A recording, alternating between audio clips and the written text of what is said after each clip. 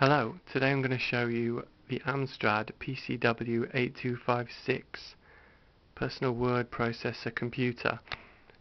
This was actually the first system I ever owned that you could actually play games on, so it does hold fond memories for me, and a lot of people may not think of it as actually a game system, but it had nearly 200 games available for it, and I've recently picked this up for about £10. It was originally retailing at about £299, I think, back in the late 80s. Remember, I got mine, I think it was Christmas 1987, I got my original PCW. So I'll just show you some of the pickups I've got recently and show you a little bit of gameplay, because there's not actually much on YouTube about this computer. Okay, so first thing to know is it's green screen. Sound pretty much consists of just beep. Comes with a keyboard, comes with a dot matrix printer. The operating system is something called CPM, and I've got a CPM disk here which you have to put in before you load any games. Also, if they've not been used for a while, they have a tendency to stop working, and what it is, the disk drive is spun by a belt, a rubber belt, and they just perish and snap. And you can get replacement ones like this for a few quid off eBay. This is from Retro Computer Shack, and it's about £3 odd for a pack of two. So I spent most of yesterday dismantling the system, taking out the disk drive through the back, dismantling it, fitting the new belt. The original one had snapped, perished, snapped, and wrapped itself around the spool.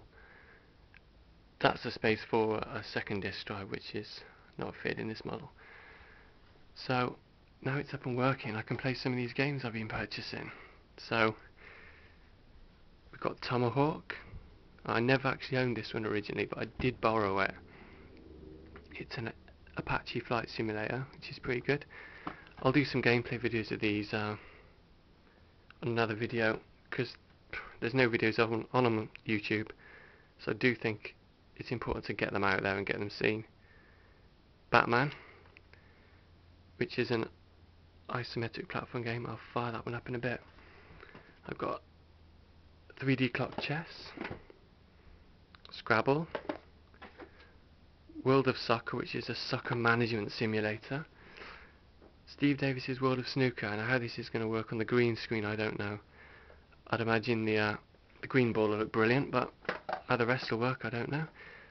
Trivial Pursuit, and Brian Clough's Football Fortunes, which is a combination of a board game and a computer game. So let's just put this on. You could get a joystick which will interface around the back, but I've just got the keyboard, so I'm having to make do. That's all I ever used to own, so I never had a joystick for this thing. So that's the CPM disk. So once that's completely loaded,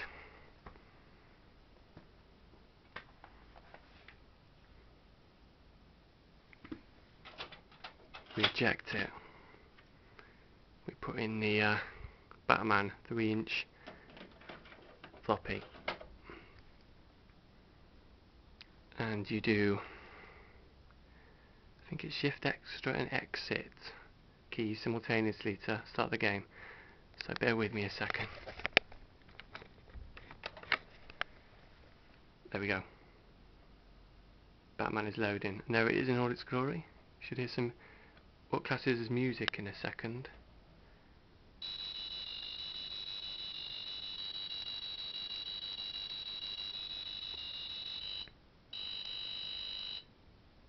Right, I think that was meant to be the Batman theme tune. Just adjust the lighting a little bit so we get a bit less good air on the screen. Bear with me a sec. Okay. Now, so there's no, as far as I know, there's no videos of this game on the internet, so let's have a little go. Treat it to a bit more classic PCW 8256 sound there. Oh, that could be used as torture. Right, so to me it looks like a bit like a game called Head Over Heels, which I've not actually played, but it does look pretty similar to this. So that, believe it or not, is Batman. And you've got to walk him round, collecting, I think you've got to collect these items in the bottom right hand corner.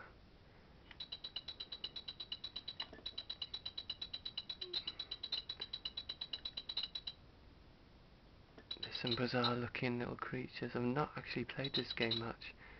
I did originally want it back in about 1989, I think, but I ordered it mail order and they were out of stock, unfortunately, and they sent this other game called Time and Magic, which is text-based, you know, you type in pick up book, walk left and all that sort of thing.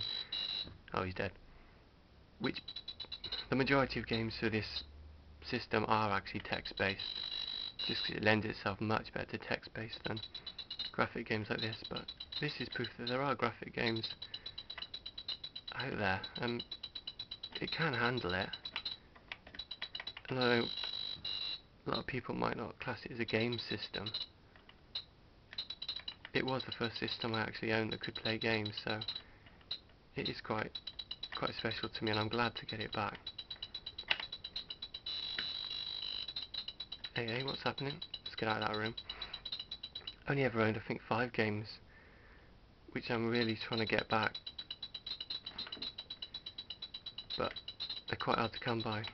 One was a 3-in-1 by Design called it, and it had 3 games on it: On the Run, Nexor, and 2112 AD. I'd really like that one. Arnhem was another one. Time and Magic. Magic spelled M-A-G-I-K. That were the only ones I ever owned. So I'm trying to get them back, just for nostalgia's sake. Oh bloody hell! That elephant thing's just got me. So it's quite hard to play one-handed, but you sort of get the idea. And if this was colour, I think it would be pretty much on a par with the CPC 464 or something like that. A lot of the games are actually ported over from the 464. Right, you can't walk on the floor either.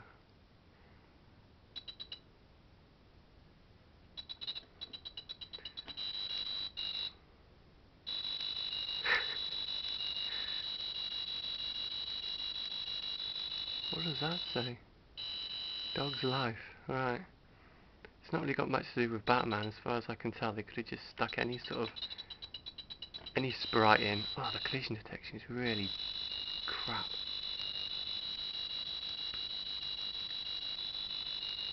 Right, I've treated you to enough fantastic music, so I'll just turn that off.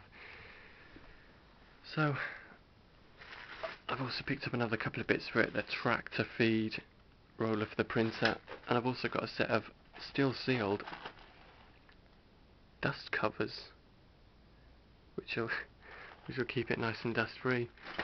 So I thought I'd share this with you. It's chiefly a word processor. I used to use it for schoolwork and writing the odd story and things, but I did used to use it for games as well. So I do sort of class it as a game system, and it's a system that is not often seen. You can get them on eBay, but they're generally not working because of the problem with the disk drive belt. But if you take a bit of time, you can repair them. They have got nearly 200 games for them, and it's just something that holds fond memories for me. So I'm getting back into PCW 8256 collecting. So if you've got one of these in the loft and got some games, please get in touch with me via YouTube, and I may well take them off your hands. Thanks for watching.